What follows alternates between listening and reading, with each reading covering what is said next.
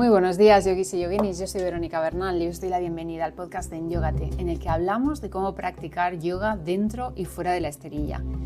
Cuerpo, mente, filosofía, alimentación, consejos para el día a día y mucho más para una vida plena, llena de bienestar y de paz interior.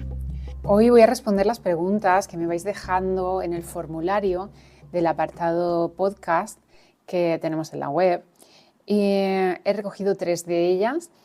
Pero antes de empezar, te voy a invitar, como siempre, a pasar por enyogate.com, donde encontrarás la escuela de yoga online, en la que te enseño a tener una práctica personal autónoma y adaptada a tus necesidades, sin depender de vídeos o meditaciones guiadas, y lo más importante, a crear tu estilo de vida yogi, con el objetivo de sacar la felicidad fuera de la caja.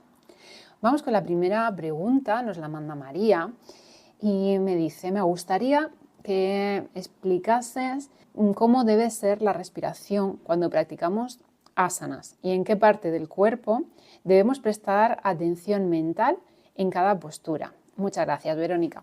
Bueno, pues va a depender un poquito del asana en el que estemos trabajando, porque depende, por un lado, del tipo de asana que sea en cuanto a nivel de energía. Si es una asana que es de fuerza, por ejemplo, nuestra respiración va a ser más amplia para ayudarnos a mantener la postura en la que pues todos los músculos están teniendo un esfuerzo grande y el cuerpo nos pide oxígeno. Además, si nos damos cuenta, las sensaciones nos van guiando un poco en este tema. Cuando estamos, por ejemplo, en un guerrero, es una postura intensa en la que todo el cuerpo está activo, notamos que la respiración, de forma natural, aunque nosotros no sepamos muy bien cómo debemos respirar en esa postura, de forma natural nos pide que sea más amplia. Sentimos que jadeamos un poquito si no hacemos esa respiración más amplia. Entonces también tenemos que dejarnos un poco llevar por esa guía interior. Cuando estamos en una postura de fuerza, por ejemplo, nuestra respiración ha de ser más amplia. Es un poquito más rápida. En posturas más tranquilas, verás que por el contrario, pues la respiración te invita a que sea más tranquila, más lenta y más profunda.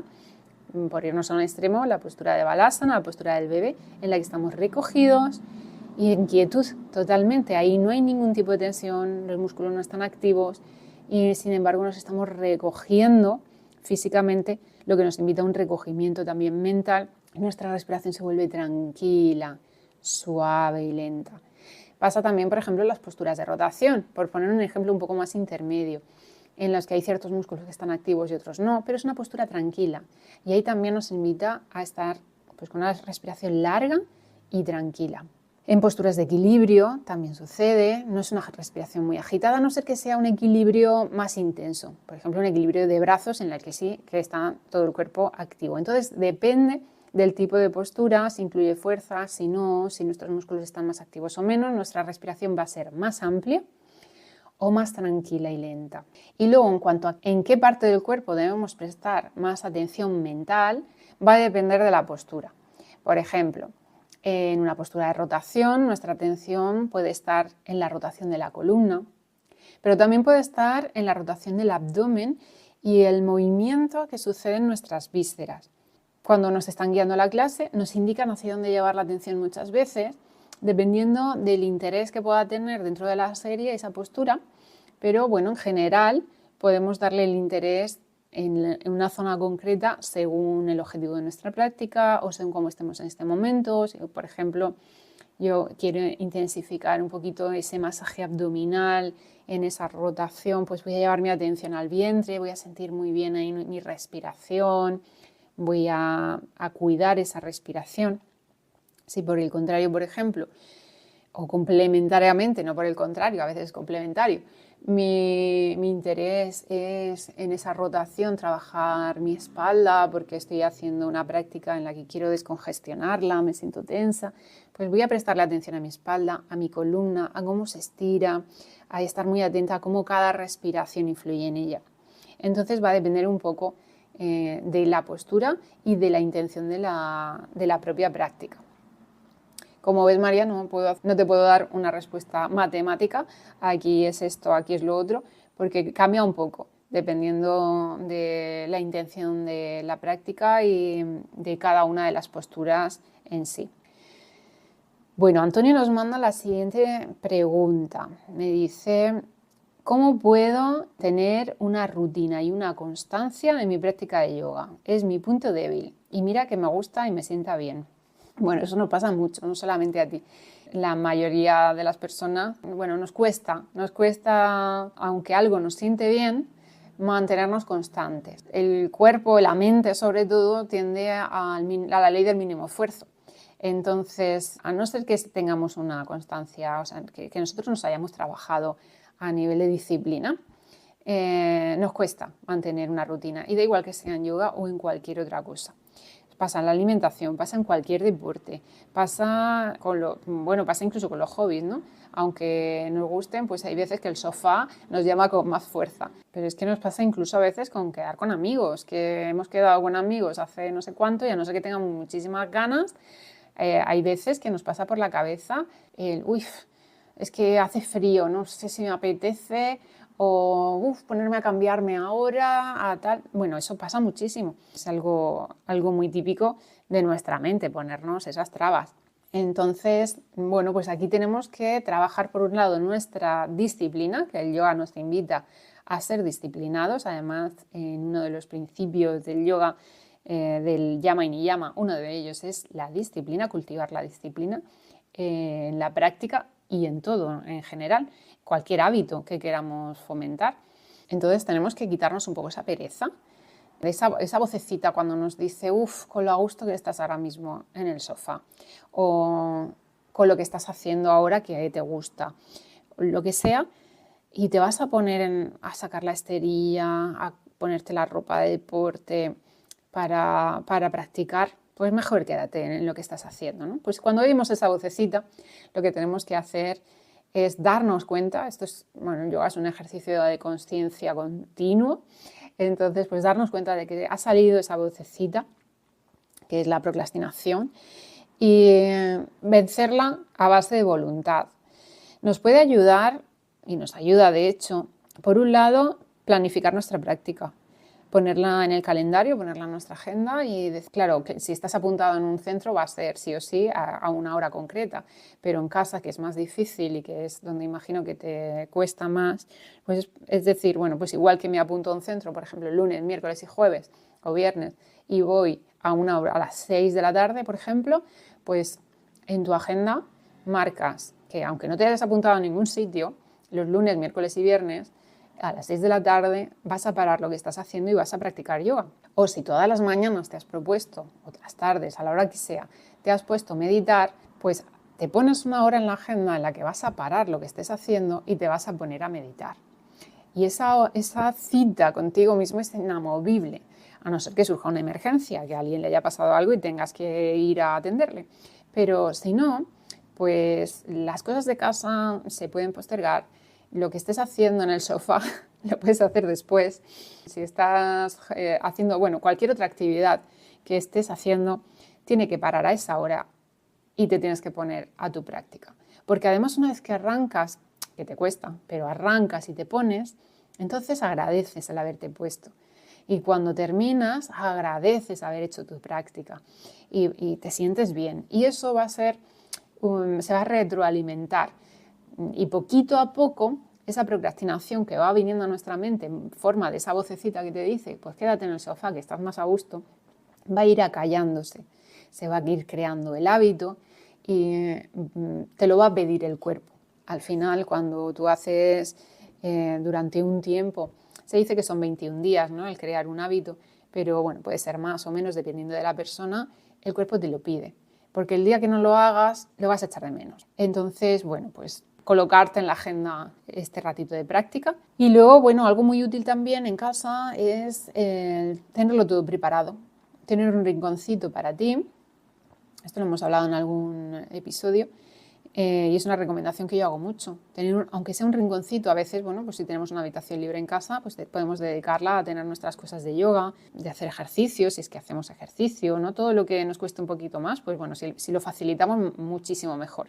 Pero puede ser un rinconcito de una habitación en el que nosotros tengamos colocado nuestro zafu o nuestra esterilla, lo que nos guste tener cerca para practicar, si nos inspira tener una velita o lo que sea. Hay quien se pone alguna especie de altarcito, ¿no? Con una velita o unas flores, un incienso, o incluso alguna imagen que les sea inspiradora. Pues bueno, tenerlo todo preparado para simplemente colocarse y no entonces con esa pereza ya que traemos puesta, de esa vocecita que te dice ahora te vas a cambiar y ahora te vas a sacar. Si tenemos que desmontar el comedor para hacernos hueco, no sé, pues entonces nos va a dar mucha más pereza. Entonces vamos a ponérnoslo fácil, ¿vale? Y bueno, y así poquito a poco, como te decía, vamos haciendo el hábito y vamos teniendo esa rutina y esa constancia que necesitamos pues, para tener una práctica de yoga que nos ayude a profundizar. Bueno, pues vamos a la última pregunta que nos la manda Noemí y nos dice cómo nos puede ayudar el pranayama en nuestro día a día. Es algo que no tengo muy claro, puesto que lo veo un poco complejo. ¿Nos podrías dar técnicas y formas para empezar a practicarlo? Bueno, pranayama es complejo en cuanto a que la técnica a lo mejor pues bueno, no estás acostumbrada a ello y bueno, pues ves retenciones, ves tiempos, contar, dices, uy, qué difícil, ¿no? Pero una vez que te pones realmente no es tan complicado. Pranayama es el puente entre la parte física y la mental. Cuando terminamos asana, idealmente si tenemos el tiempo para hacer una práctica completa, terminamos asana, practicamos pranayama y después pasamos a la parte mental de concentración, meditación. Ya hemos preparado un poquito el terreno. Nos metemos en esta parte de trabajar la respiración para movilizar la energía en el sentido en el que necesitemos, relajar, equilibrar, activar lo que sea. Y luego ya nos metemos en la parte mental. Entonces, esto, claro, dentro de la práctica de yoga, pues le vemos la lógica, como decía, como un puente entre la parte más física y la parte más mental. En el día a día nos puede ayudar también a hacer ese puente cuando estamos desconectados, cuando sentimos que el ritmo en el que estamos respirando, el ritmo en el que nos estamos moviendo, no está compasado al día. A veces estamos simplemente haciendo tareas del hogar, estamos cocinando, estamos poniendo la mesa para comer o estamos a veces simplemente sentados, teóricamente relajándonos. Y sin embargo nuestra respiración es acelerada, nuestra mente va muy rápido, hay ahí una desconexión. Entonces la respiración nos ayuda a conectar. Si estamos haciendo algo que es tranquilo, que es relajado, no tiene sentido que vayamos acelerados. Y esto es algo que nos pasa a todos muchísimo. La sociedad en la que vivimos nos invita a eso, a ir corriendo, a ser productivos, a hacer. ¿Y parar cuándo? Pues el pranayama aplicado en el día a día nos ayuda a parar, nos ayuda a conectar lo que estamos haciendo en el momento presente con nuestro ritmo, con el ritmo que estamos llevando, que como te decía, la mayoría de las veces no está compasado. Entonces, si te paras un momento y tomas conciencia y respiras tranquilamente, paras y acompasas eso que estás haciendo, que quizás sea cocinar, que debería a lo mejor ser lo más relajante del mundo, con una mente que en vez de ir corriendo y estar pensando en las 1000 cosas que hay que hacer después y una respiración entrecortada, bueno, pues respiramos tranquilamente y traemos la mente a esa calma, a esa tranquilidad de estar simplemente cocinando.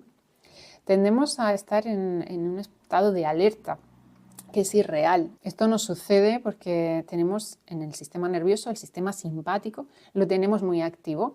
Estamos en estado de lucha-huida todo el día, aunque realmente no está sucediendo nada que sea peligroso para nosotros. Es por eso que estamos estresados, porque estamos en ese estado sin necesidad. Entonces, pranayama es tremendamente útil para bajar y equilibrar el sistema simpático con el parasimpático, es decir, con el que nos hace estar en calma, equilibrar esos dos sistemas, esas dos partes del sistema nervioso, nos ayuda a encontrar ese equilibrio, esa calma que necesitamos, acorde a lo que estamos haciendo. Pero no, esto es un mecanismo de defensa ancestral, pero no nos persigue un diente de sable. Estamos cocinando o estamos, como te digo, a veces sentados en el sofá con un libro en la mano y estamos, que no estamos ni respirando bien.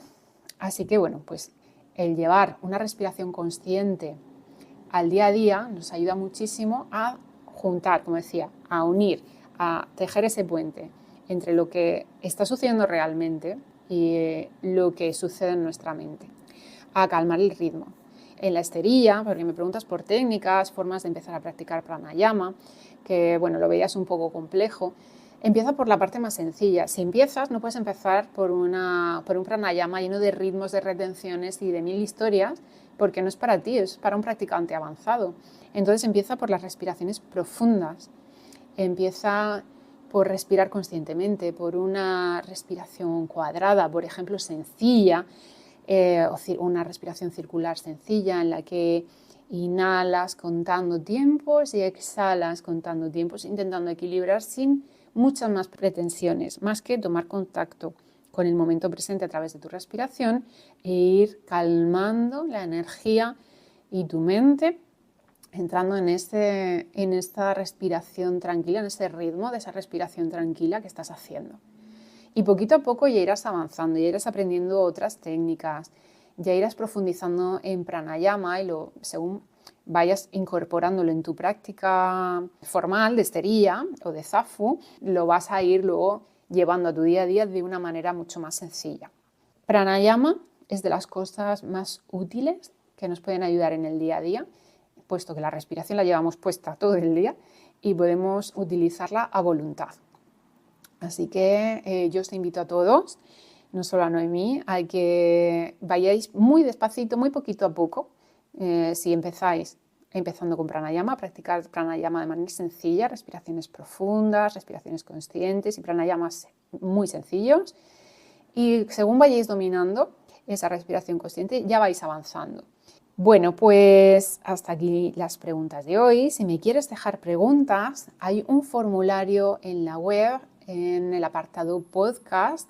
Me puedes dejar tus preguntas y las iré respondiendo. Vamos a ir haciendo episodios de preguntas y respuestas e ir respondiendo las preguntas que me vayáis dejando.